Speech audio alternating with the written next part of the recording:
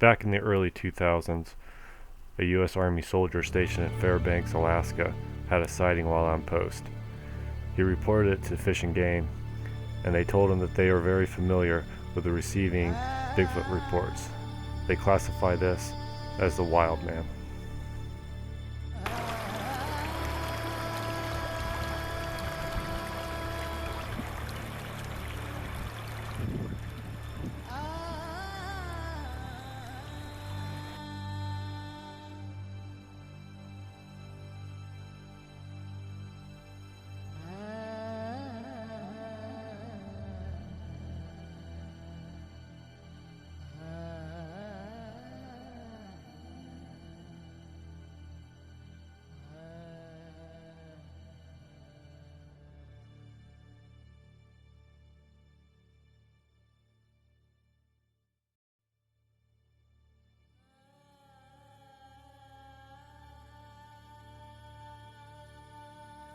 In July of 2000, a resident of Palmer was driving down the road and witnessed a large bipedal creature run in front of his pickup truck near a marshy area just outside of town.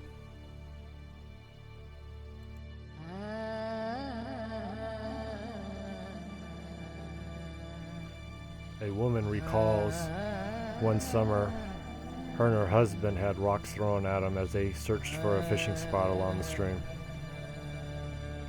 In July of 2000, two fishermen witnessed a creature on the opposite side of the riverbank, staring at them as they fished. The sighting only lasted for a few seconds as it turned and walked into the tree line. They said it was large and covered in hair.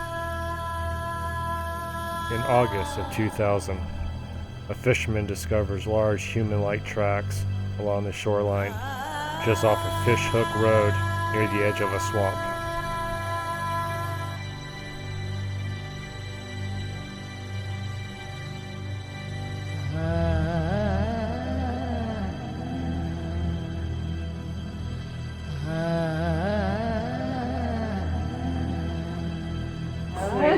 We're a secret society. Yeah, that's funny. That's wonderfully exciting. Thank you. Thank you much. Would you like a bake that? No, it's fine. Oh, Thank you. yeah, it's pretty funny. Yeah, you just don't see a lot of them up here, but I guess it's a big thing. There's areas in Wisconsin that they have lots of Bigfoot. Yeah. Yeah. I noticed he had like the Harry and the Henderson style of face out there. It's like, Canada has tons of it. That's true So too. we get up here and there's like, we I know, don't it's see weird. anything. Well, maybe that's why it feels like everybody and their dog has been stopping to get the picture To check taken. it out. Yeah, and get the picture taken with Bigfoot. Absolutely. It never gets old. Especially if they Yeah. What is that?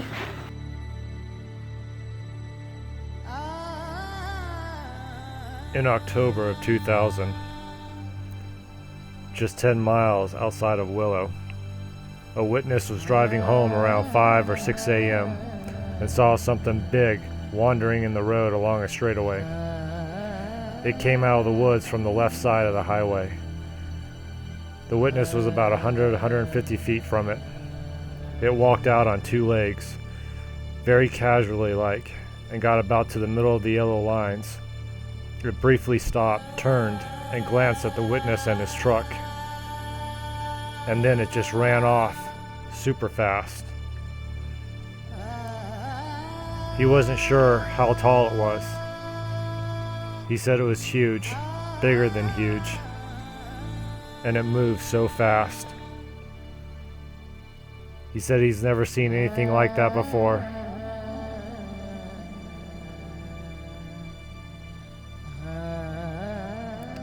He said it must have been the wild man.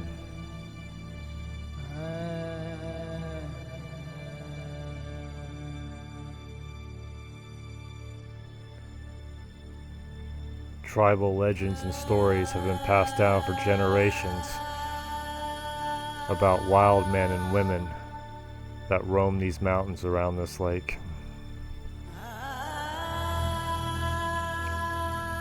Stories of lonesome howls and terrifying screams have been heard here.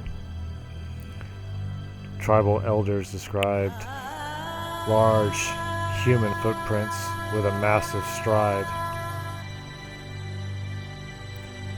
Tribal stories tell of how you will know when you're in the area of the wild man, because he marks his areas with large stick structures.